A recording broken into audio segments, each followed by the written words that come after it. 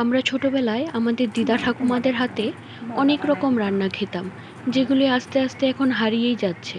আপনি এখন সুইগি জোম্যাটোতে 1000 টাকা দিলেও এরকম একটা রান্নার পদ কিন্তু পাবেন না।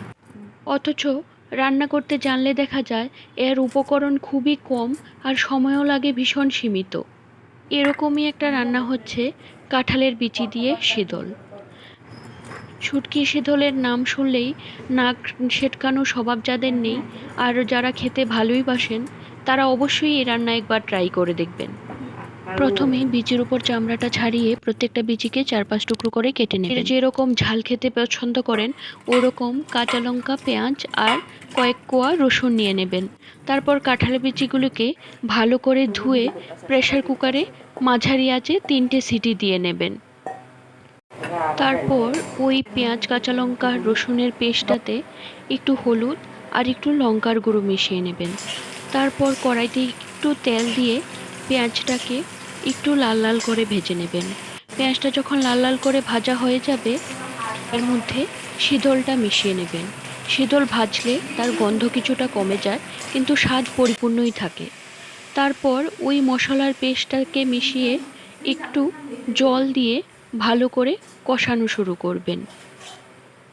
এই কষানোটাই একটু টাইম কনজিউমিং। বাকি রান্নাতে সব মিলিয়ে সময় লাগে মোটামুটি ধরুন 15 মিনিট। এখন তো কাঁঠালের সিজনই চলছে। বাজার থেকে কাঁঠাল কিনে এনে কাঁঠাল খেয়ে যদি বিচিগুলি সংরক্ষিত করে রাখেন, তাহলে খেতে পারবেন সারা বছর। কাঁঠালের বিচি রান্নার এই পদটি ছাড়াও আরও রয়েছে নানাবিধ পদ। আরেকদিন আরেকটি পদ নিয়ে আসব। তারপর একটু লবণ মিশিয়ে ভালো করে তেল ছাড়ানো পর্যন্ত কষিয়ে নেবেন। তেল যখন উঠে আসবে, তখনই সেদ্ধ করে রাখা কাঁঠালের বিচিটা মিশিয়ে দেবেন। কাঁঠালের বিচিটা মেশানোর পর ভালো করে মশলাটার সাথে কষিয়ে নেবেন। কাঁঠালের বিচির হালকা মিষ্টতা সাথে শুটকি, পেঁয়াজ, কাঁচা লঙ্কার ঝাল স্বাদ এই রান্নাটার একটা অদ্ভুত সুন্দর স্বাদ তৈরি করে। তারপর ভালো করে ততক্ষণ কষাতে থাকুন যতক্ষণ না বিচির ভেতর ভালো করে মশলাটা ঢুকছে। তারপর একটু গরম জল মিশিয়ে নেবেন। যতটুকু ঝোল আপনারা খেতে পছন্দ করেন সেই অনুপাতে জলটা মেশাবেন।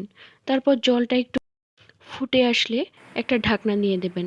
মাঝে মাঝেই ঢাকনাটা সরিয়ে একটু নেড়ে দেবেন। তারপর আর কি আপনার পরিমাণ মতো ঝোলটা যখন হয়ে যাবে, তখন ধনেপাতা মিশিয়ে নামিয়ে নেবেন।